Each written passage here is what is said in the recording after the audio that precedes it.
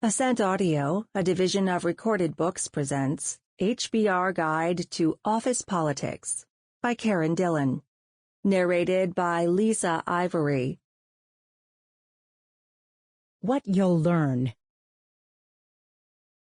Every organization has its share of political drama. Personalities clash, agendas compete, turf wars erupt. It can make you crazy if you're trying to keep your head down and get your job done. The problem is, you can't just keep your head down. You need to work productively with your colleagues, even the challenging ones, for the good of your organization and your career. How can you do that without crossing over to the dark side? By acknowledging that power dynamics and unwritten rules exist, and by constructively navigating them. Politics needn't be a dirty word. You can succeed at work without being a power grabber or a corporate climber, and the expert advice in this guide will help.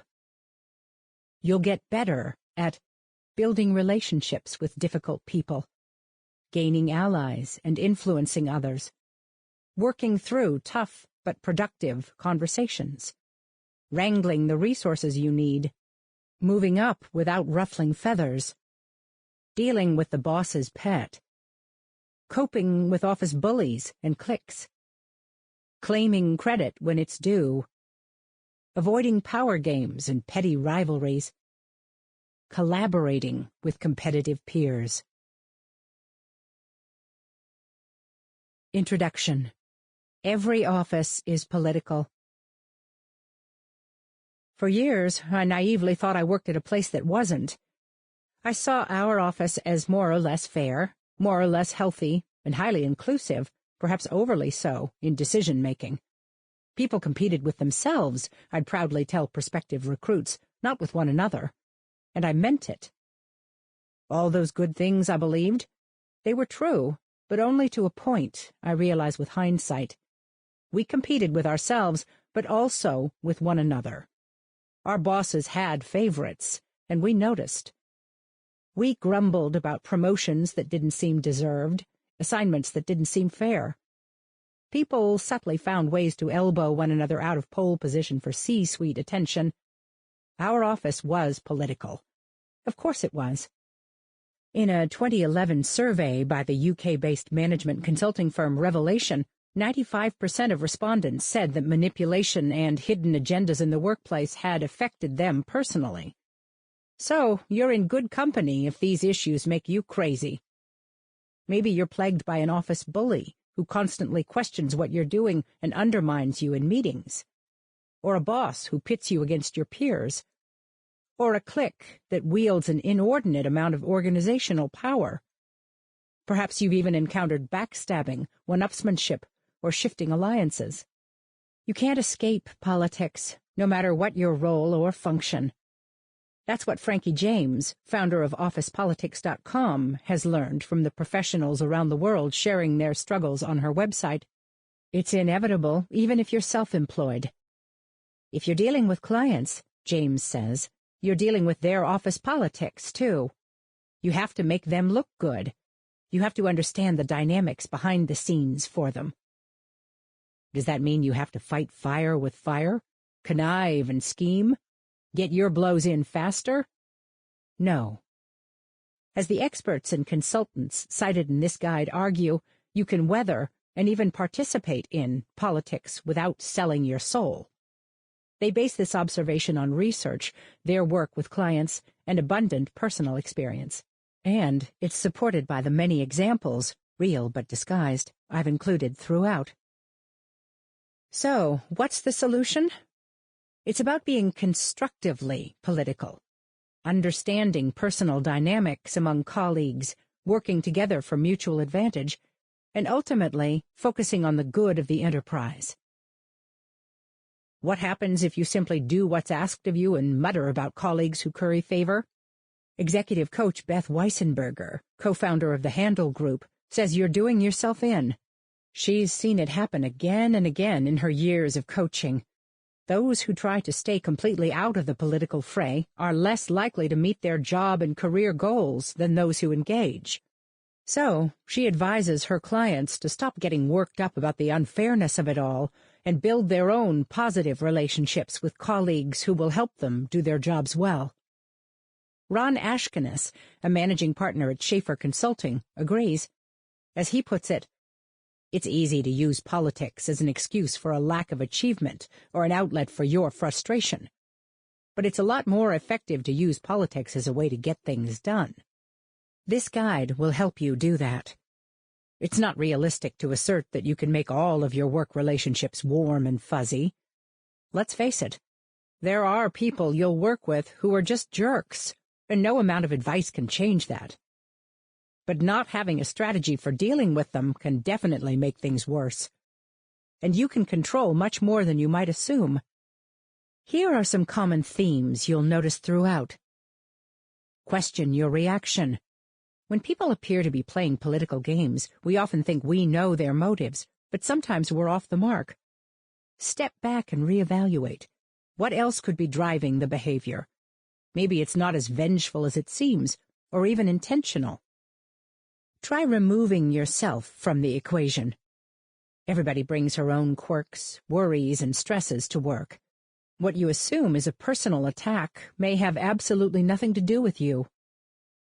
Accept that not all conflict is bad. Great performance can come out of being challenged by an aggressive colleague or being forced to collaborate with someone who you can't stand. We can, and often do, rise to challenges. Don't assume uncomfortable means bad. Take charge of your fate. Even if the playing field isn't level, you'll accomplish little by complaining about it. Assume responsibility for your progress. Don't give your manager and others any reason to dismiss you as a whiner. Keep your cool. Office bullies and other game players win every time they see they've rattled you. Never give them that satisfaction. You'll just perpetuate the problem. Stay composed, and they'll lose their power. When asked to write this guide, I jumped at the chance. Since I understood the challenges people faced, I'd approach it with empathy. But secretly, I also felt a little smug. I thought I'd successfully navigated most political scenarios in my career. Then, after interviewing about 20 experts and synthesizing their advice on the various dilemmas, I recognized several mistakes I'd made over the years. Stewing over injustices, fighting the wrong battles, making things personal when they didn't need to be. Now, looking back at those moments, I wish I'd done my research sooner. It's never too late to learn, though. Thank goodness for that.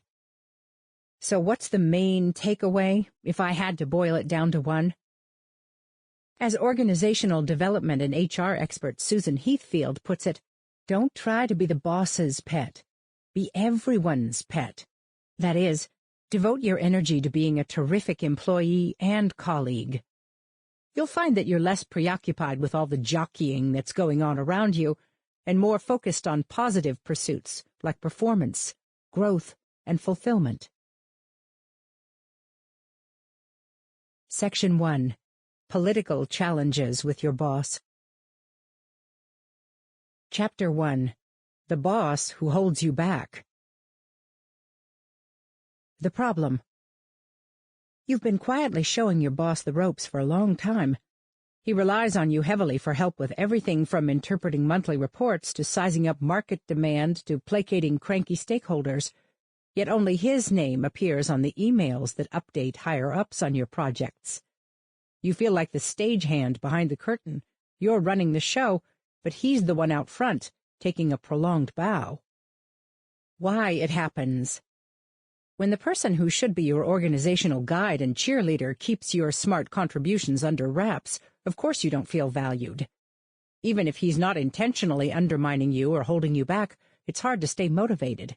After all, you know your efforts will go unrecognized. Some bosses simply don't like sharing the spotlight. Others get nervous when their shortcomings are thrown into sharp relief by a direct report's strengths. You may run into this problem with a boss who is new to his job, for example, and feels threatened by your deep organizational knowledge and close internal ties.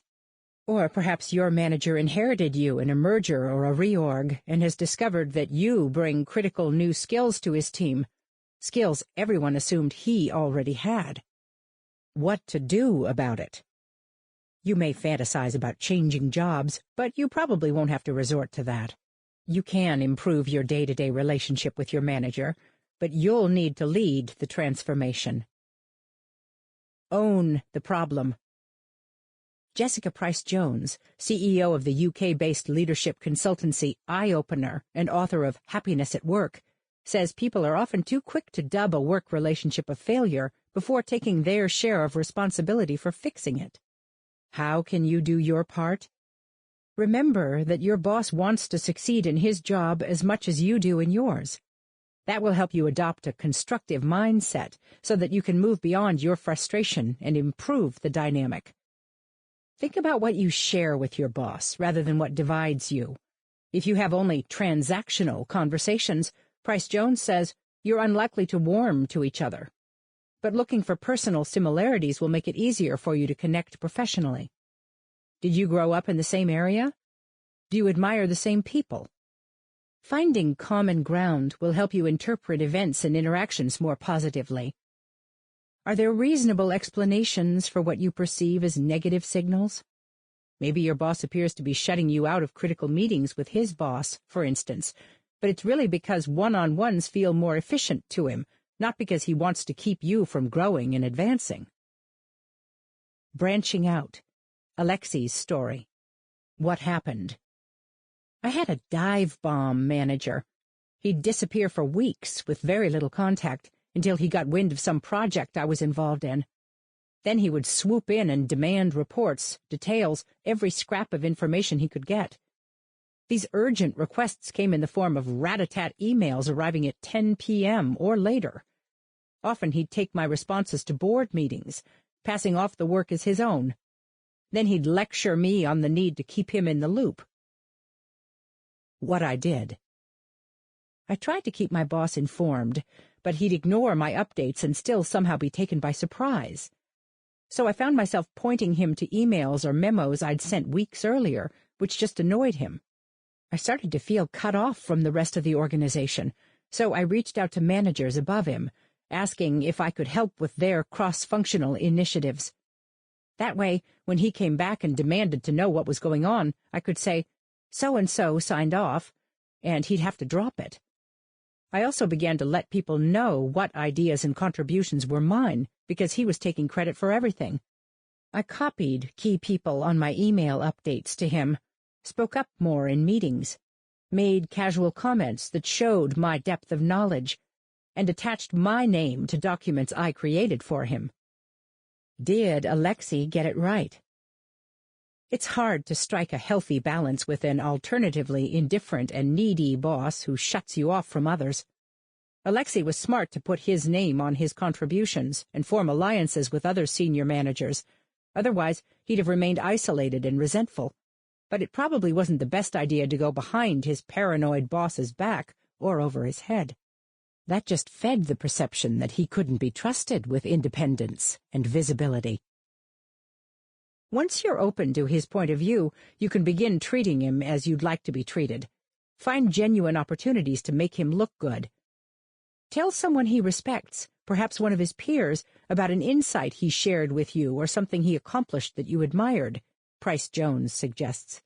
And express your appreciation after he helps you meet an important goal or solve a tough problem. You don't need to be effusive. Just sincerely acknowledge what he's done for you. At the very least, you'll lower his defenses.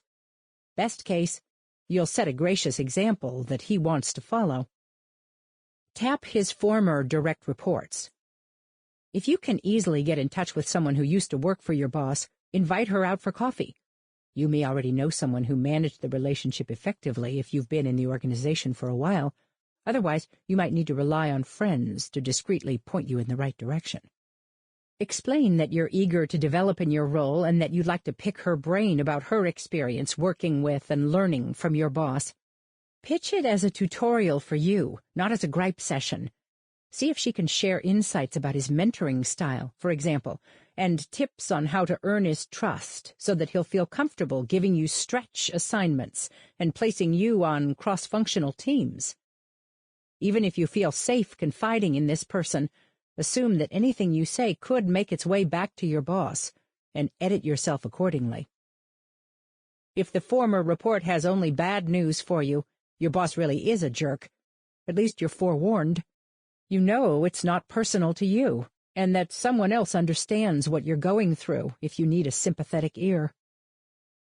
Katie, a research scientist, names and details are disguised in examples throughout this guide, suffered for several years under a supervisor who treated her with contempt. Katie had been recruited into her plum position by her boss's boss, so she assumed that her boss resented her for that reason. Not wanting to make waves, she kept quiet and tried to do a good job. But then a chance conversation with one of his former direct reports led her to realize that the guy didn't hate her. He was generally a bad manager and grumpy guy. That gave Katie the courage to stand up to him in one-on-one meetings. It was so helpful to realize that it wasn't just me, Katie recalls. I stopped taking it personally and started thinking about how to get him to back off instead. Network with his peers. Make sure your manager's peers know how hard you work and how much you care about the company. If your boss isn't giving you opportunities to demonstrate that to others, you'll need to do it by slowly building your own relationships with people in a position of influence, says INSEAD leadership professor Herminia Ibarra. Start by getting to know a couple of people outside your immediate group, as presented in Chapter 16, Forging Alliances. The relationships can be casual, based initially on chit-chat about movies or hobbies, or you can ask for formal introductions. Do a 6 degrees of separation exercise if you can't think of an easy way to connect. Who in my circle can introduce me to this person? One ally isn't enough, even if it's someone with lots of power.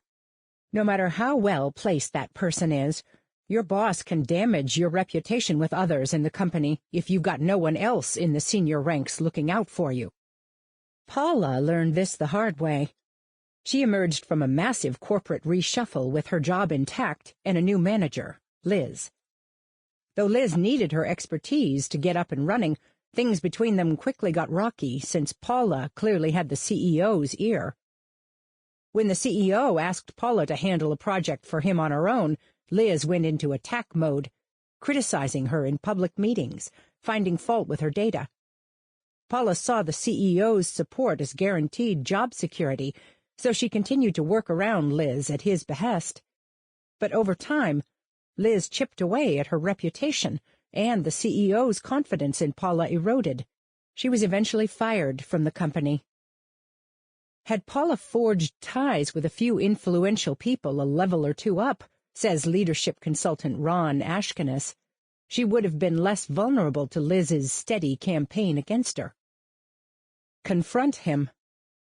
If you haven't managed to subtly change the dynamic with your boss, it might be time to speak openly with him about the problem. It's a risky move, but it could be your last best chance to fix the situation, says Ashkenas. Don't have this conversation if you aren't prepared to switch jobs. It could backfire if your boss really does have it in for you. But in a case like that, you wouldn't want to stick around anyway. Approach your boss in the most constructive way possible. Let him know that you're on his side. Say you want to find better ways to support him. No good will come out of sulking with your arms folded or ranting about how unappreciated you are. Even if that's true, your boss won't respond calmly to that. He'll get defensive. After you've set a positive tone by putting his needs front and center, make it clear that you're looking to grow, too. Explain that you're hoping to do that within the organization, ideally with his guidance. But say you'll also consider outside opportunities after a certain amount of time has passed. Offer a reasonable time frame, maybe a year. To give him something concrete to work with, describe your big-picture professional goals and how you envision getting there.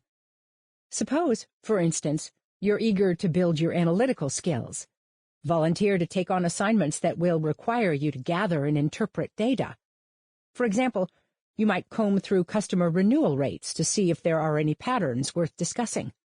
Ask your boss if he has other suggestions for developing those skills in your current role, or if he'd recommend ways to get other senior managers in the company to see you in a new, high-potential light.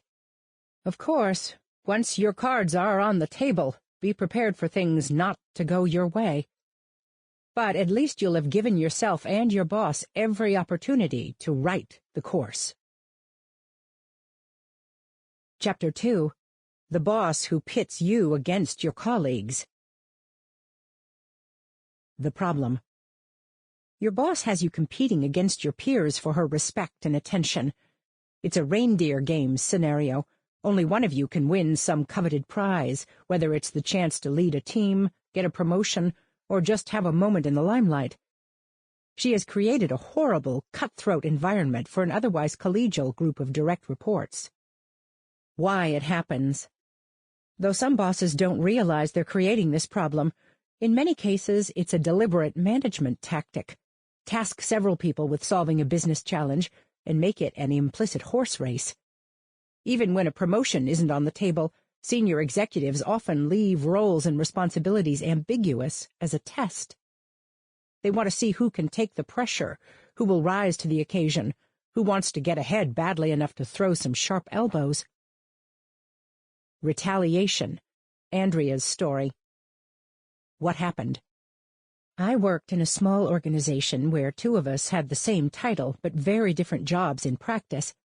Our boss didn't see a problem with the ambiguity, but it created tension. I managed a team of people. My peer didn't manage anyone, but she had significant influence. She took every opportunity to undermine me by bad-mouthing me to my team. My direct reports would defend me, but it was rattling for them. In many cases, they'd come to me to tell me what was happening. What I did. I told my boss, and he said, "Don't worry, I'll take care of it." I assumed he spoke to her, because for 2 or 3 months the behavior disappeared. But then she began sending around nasty emails about me, sometimes inadvertently copying me. Here's the really bad part. I figured out that people like that can be manipulated because they're convinced that others are actively working against them.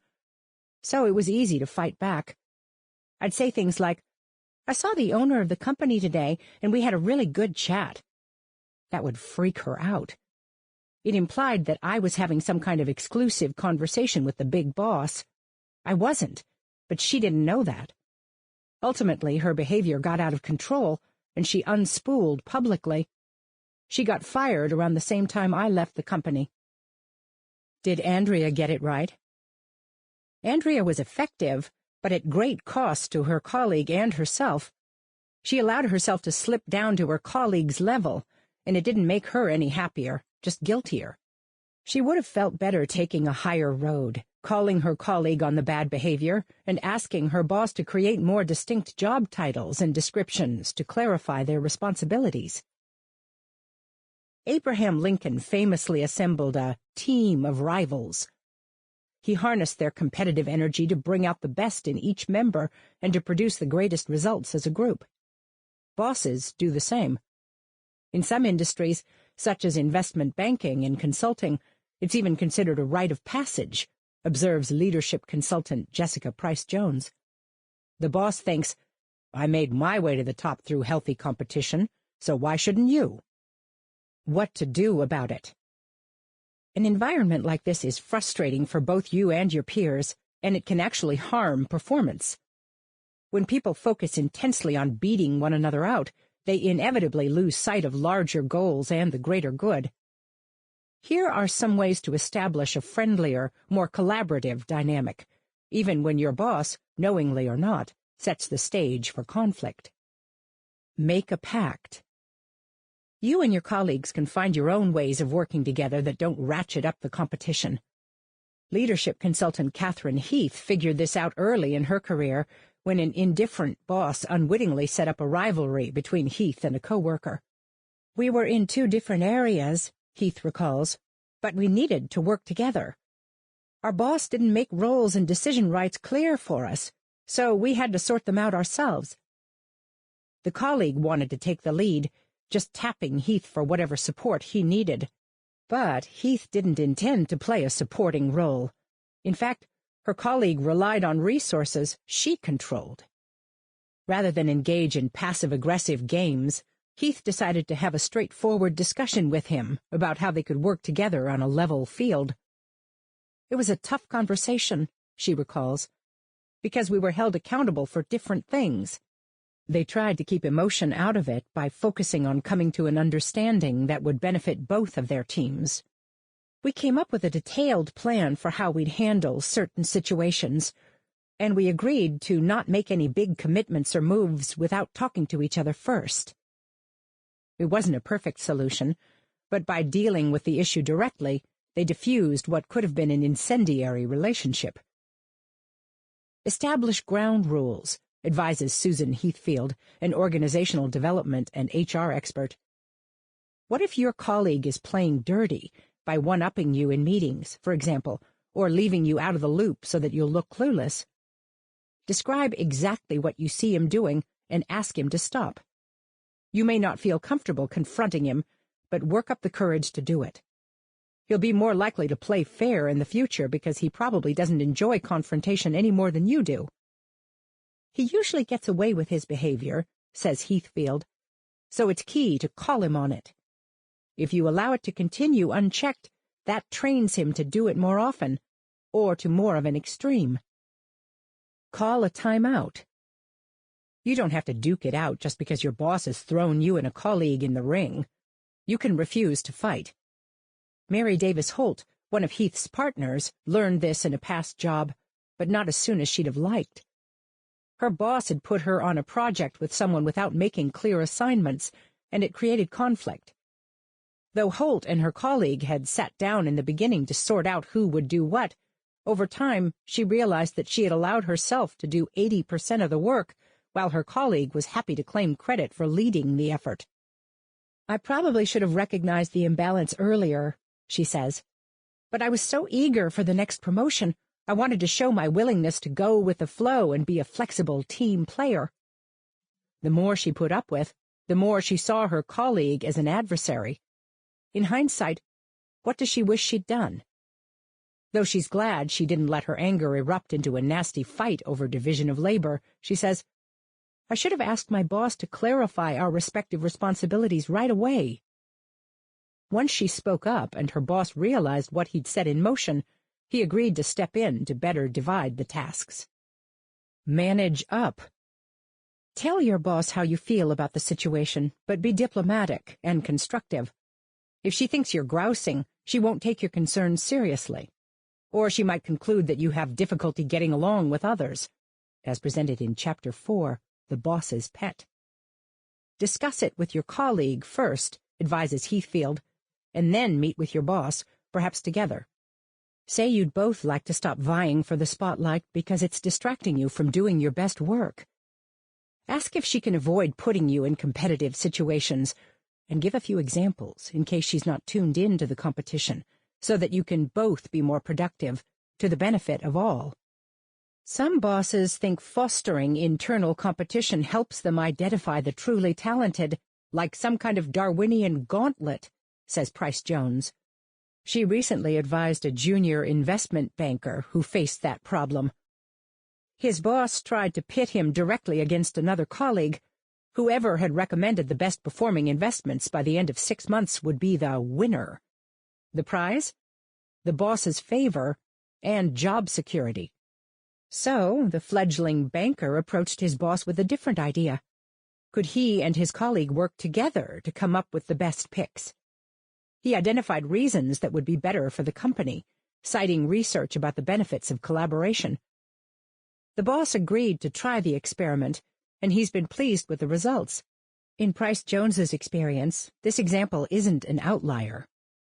Most bosses are open to trying a different tack, she says, especially when you say, here's how you could get more out of me.